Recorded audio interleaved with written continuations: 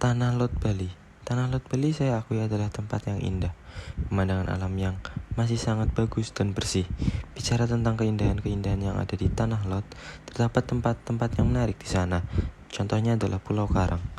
Berdiri terletak di antara dua pura yang berdiri di lokasi yang berbeda. Sayangnya saya tidak bisa melampirkan foto karena tidak memfotonya. Hanya ada di dalam ingatan menyaksikan upacara keagamaan, namun sayangnya lagi kami tidak bisa melihat acara keagamaan tersebut dikarenakan sedang tidak dilakukan. Tempat yang ramai penjual ini salah satu yang cukup menarik karena sangat menyenangkan bisa berjalan-jalan bersama teman sambil melihat pemandangan seperti itu. Pandawa Beach atau Pantai Pandawa berlokasi di area Kuta Selatan, Kabupaten Badung, Bali.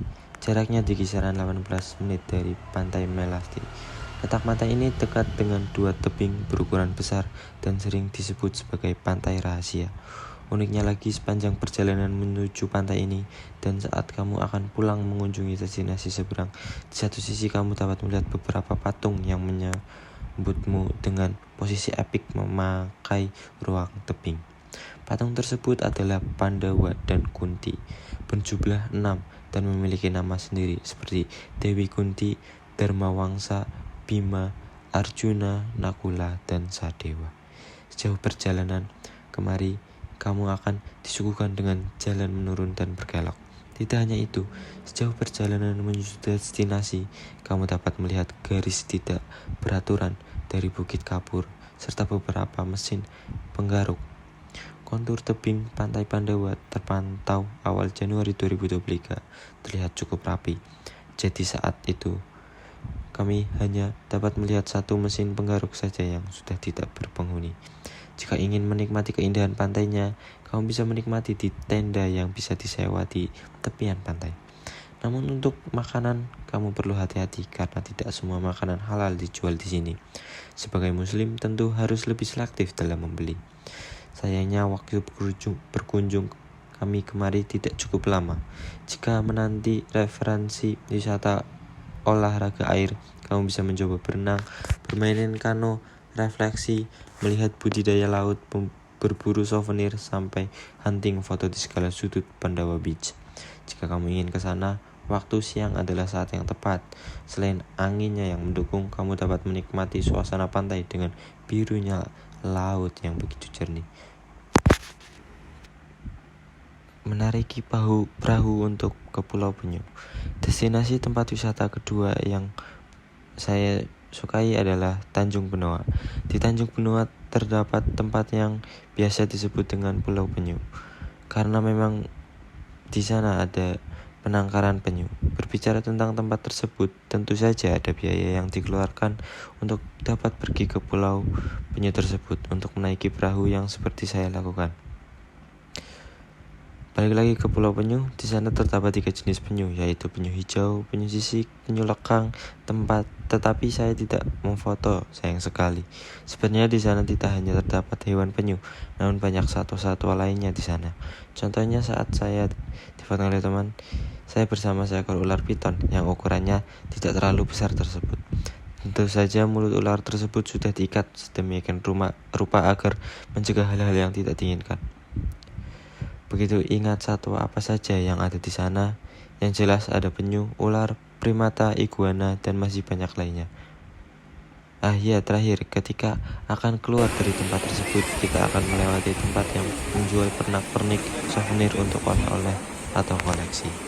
Jika Anda berkunjung ke Bali, jangan lupa mampir ke Joger. Ini adalah toko oleh-oleh yang ada di Kuta yang sangat terkenal. Anda bisa berburu kaos dengan penuh kata-kata dan gambar-gambar yang lucu. Joger dulunya hanya sebuah galeri yang menjual berbagai barang seni dan batik. Tapi kini Joger telah menjadi sebuah toko oleh-oleh yang menjadi destinasi belanja traveler saat meloncong ke Bali. Belum sah rasanya ke Bali kalau belum berkunjung ke Joger yang unik. Letaknya berada di dekat kawasan Pantai Kuta dan cukup strategis. Joger pun selalu ramai didatangi wisatawan domestik atau mancanegara. Kata Joger diambil dari perpaduan nama sang pemilik, yaitu Joseph Theodorus Wuliandi dengan sahabat karibnya yang bernama Gerard Seger. Toko Joger lahir pada tahun 1981, tanggal 19 Januari. Dengan bantuan dari si sahabat karib, dia menghibahkan uang sebesar 20.000 US dollar atau sekitar 194 juta rupiah sebagai hadiah pernikahan si pemilik Joker, Joseph Theodorus Wuliandi. Desain bangunan toko Joseph Joker cukup unik. Tiap sudutnya banyak bertuliskan kata-kata lucu, cukup menggelitik. Bedugul Bali adalah lokasi wisata favorit wisatawan dalam dan luar negeri. Di tempat ini pengunjung dapat melihat keindahan Danau Bedugul Bali yang sangat terkenal hingga mancanegara. Selain itu, suasana sejuk khas pegunungan cocok untuk healing sejenak dari hiruk-pikuk perkotaan. Sejarah Danau Bali Bedugul memiliki banyak versi, diantaranya 1.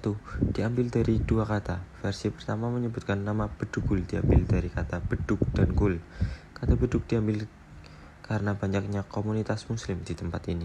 Sementara kata gul diambil dari alat komunikasi tradisional untuk orang Bali yang fungsinya mirip dengan kentongan. Kemudian kata ini digabungkan hingga akhirnya menjadi bedugul. Kedua, kisah seorang raja. Sumber lain menyebut jika asal-usul Danau Bedugul berasal dari zaman kerajaan kuno.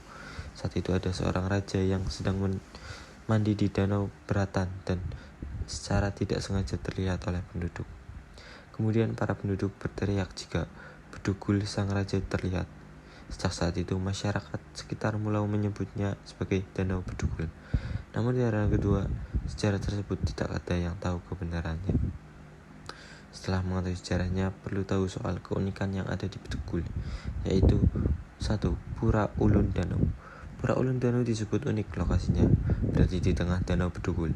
Menurut sejarah, Pura Ulun Danau sudah ada di sejak zaman Mangalikito, sekitar 500 tahun sebelum Masehi. Keunikan utama dari pura ini adalah lokasinya yang ada di tengah danau. Ketika danau kering, pura ini akan terlihat berada di daratan.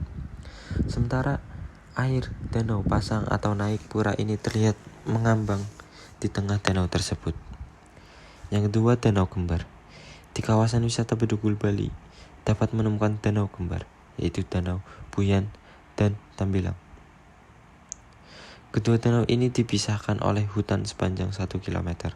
Di antara danau tersebut terdapat sebuah kolam bernama Telaga Aya yang terhubung dengan Buyan. Saat berkunjung, mungkin akan melihat Danau Buyan dahulu yang berada di sisi kiri. Kemudian pengunjung akan menjumpai Danau Tamblingan yang juga berada di sisi kiri jalan. Selama perjalanan menuju danau kembar ini akan disuguhkan dengan pemandangan alam yang sangat indah. Tak hanya itu, pengunjung juga dapat hampir ke kafe restoran yang ada di sekitaran tempat wisata ini. Yang ketiga, Kebun Raya Eka Karya. Destinasi wisata unik lain di Bedugul Bali adalah Kebun Raya Eka Karya. Cocoaland Bali jadi salah satu lokasi pusat oleh-oleh coklat yang ikonik di Tabanan.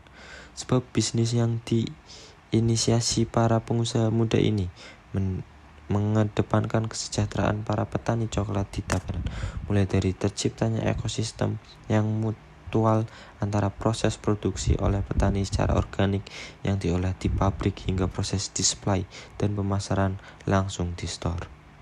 Kesejahteraan petani yang diunggulkan dalam produksi coklat itu pun patut diapresiasi, terlebih dengan tata lokasi yang apik dan produksi coklat berkualitas.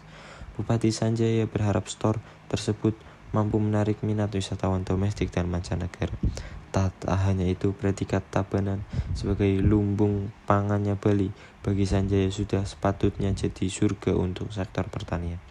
Ikon atau julukan ini bukan hanya kita sebutkan saja, tetapi bagaimana bisa diimplementasikan. Contohnya bagaimana coklat yang diproduksi dibuat jadi sesuatu yang bernilai. Dengan dukungan teknologi yang baik serta keinginan dan kemauan, juga kerjasama dari seluruh ini, baik pemerintah, pengusaha, pihak terkait, petani, masyarakat, maka akan mampu menciptakan beragam peluang yang sama bagi sektor usaha lain. Ini bisa jadi pilot project juga bagi komoditas-komoditas lainnya. Bukan hanya coklat, tapi semua hasil pertanian bisa dibuat seperti ini. Itulah tantangan kita. Harapan yang sama disampaikan oleh CEO dan owner dari Kokalen, Kadek Surya Prasetya Wiguna. Pihaknya berharap pemerintah semakin punya keinginan kuat untuk membantu para petani kakao, pengusaha khususnya pengusaha muda untuk tetap eksis berada di serta bisnis di Kabupaten Tabanan. Kau Coklat sebagai perusahaan pertanian kreatif mencoba membangun sebuah ekosistem pertanian kakao. Kami fokus pada pertanian organik dan kami juga berakhir pada store-store kreatif.